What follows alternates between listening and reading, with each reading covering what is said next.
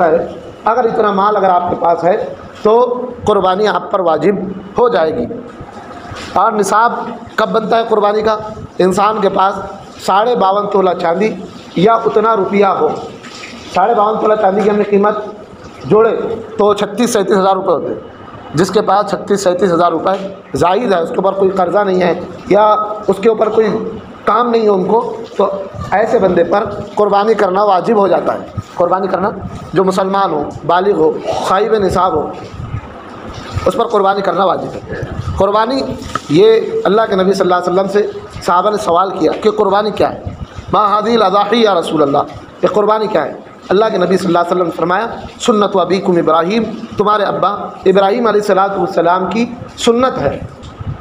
صحابہ نے پوچھا ہم کو قربانی کرنے سے کیا ملے گا؟ اللہ کے نبی صلی اللہ علیہ وسلم نے فرمایا لکل شعرۃ حسنۃ، ہر بال کے بدلے ایک نیکی ملے گی۔ وما الصوف یا رسول اللہ، کچھ جانوروں پر صوف ہوتے ہیں، میڑے دمبے وغیرہ پر، تو صوف ہے، اون وغیرہ اس پر ہے تو اس پر کیا ملے گا؟ کہا جو ہر بال پر ایک ایک نیکی ملے گی، اون کے ان کا بھی وہی اجر ہے کہ ہر ایک بال کے بدلے ایک ایک نیکی ملے گی۔ اگر کوئی بندہ قربانی نہ کرے، اللہ کے نبی صلی اللہ علیہ وسلم نے بڑی سخت ڈانٹ پلائی ہے کہ قربانی واجب ہو اور قربانی نہ کرے۔ اللہ کے نبی صلی اللہ علیہ وسلم نے ایسے بندے کے بارے میں فرمایا من وجد ساعۃ فلم یضحی ولم یحضر مصلانا، جو اپنے پاس قربانی کرنے کی گنجائش پائے اور قربانی نہ کرے تو وہ ہماری عیدگاہ پر نہ آئے، وہ مسلمان کہلانے کے لائق نہیں ہے۔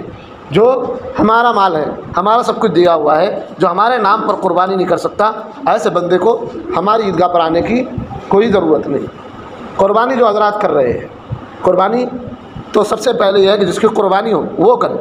قربانی کرتے وقت اپنے بچوں کو، اپنی مستورات کو بھی پردے کے ساتھ میں کھڑا کرے۔ اگر کوئی غیر محرم نہیں ہے تو وہاں کھڑا رکھے تاکہ ان کے اندر بھی ہمت، حوصلہ پیدا ہو، ان کے اندر بھی اللہ کے نام پر مر مٹنے کا جذبہ پیدا ہو۔ یہاں قربانی سے اصل جانور ذبح کرنا نہیں ہے یا گوشت کھانا اصل نہیں ہے، بلکہ انسان کے اندر ایک داعیہ پیدا ہو، انسان کے اندر ایک صفت پیدا ہو کہ اللہ رب العزت جو ہم سے مانگے وہ دے گی۔ آج اللہ نے جانور کی قربانی مانگا ہے، جانور کی قربانی دے گی۔ کل کو اگر اللہ ہم سے اپنی جان کی قربانی مانگے گا تو جان کی قربانی بھی دے گی۔ تو قربانی یاد دلاتی ہے ابراہیم علیہ السلام اور اسماعیل علیہ السلام کی یاد کو، ان کی شان ہے نا۔ ابراہیم علیہ السلام سے اللہ نے جان مانگی، جان دے دی، اللہ رب العزت نے آپ کو کیا کر دیا؟ گل گلزار کر دیا۔ بڑھاپے میں مانگا ہوا بیٹا ملا، اللہ نے اس کی قربانی مانگی، وہ بھی خواب میں مانگی، براہ راست حکم نہیں دیا۔ ابراہیم علیہ السلام برضا و خوشی اپنے بیٹے کو، فرما بردار بیٹے کو ذبح کرنے کے لیے چلے گئے۔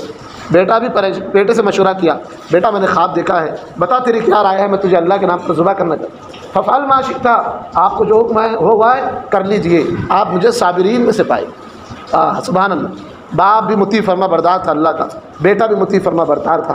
اللہ رب العزت نے وَفَدَيْنَاهُ بِذِبْحٍ عَظِيمٍ، جنت سے ایک عظیم دمبا بھیج کر، ایک عظیم تحفہ بھیج کر جو ہے تو ان کا اکرام کیا۔